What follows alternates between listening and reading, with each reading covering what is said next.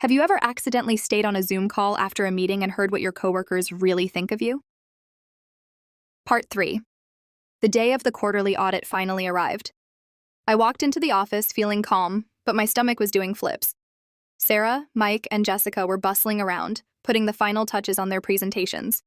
They were smiling and chatting, completely oblivious to the storm that was about to hit. I saw Sarah whisper to Jessica, "Just a few more hours, and we can finally get rid of that robot." Jessica snickered. At 9 a.m., the board of directors, including the CEO and the head of ethics, filed into the main conference room. Sarah, Mike, and Jessica went in first, ready to deliver their flawless reports. I was scheduled to present my portion later in the day. I waited at my desk, my phone in my hand, ready for the fireworks.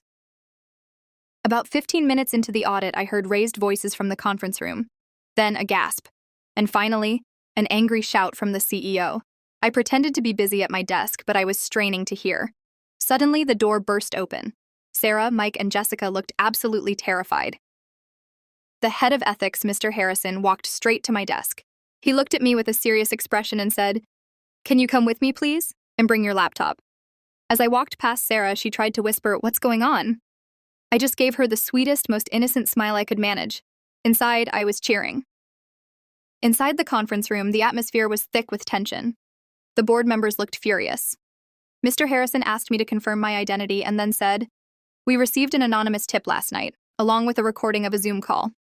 It seems there have been some irregularities regarding projected figures and certain personnel decisions."